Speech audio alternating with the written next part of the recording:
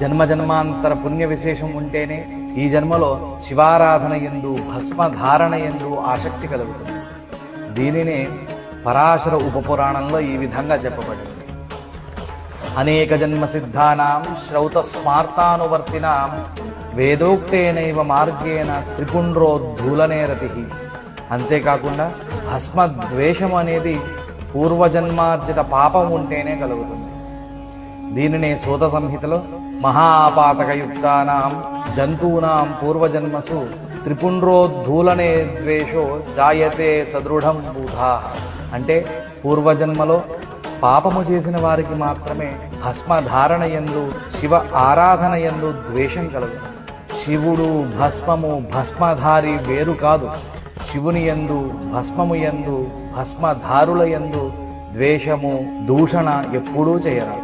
ఇవి మహాపాతకములుగా చెప్పబడింది.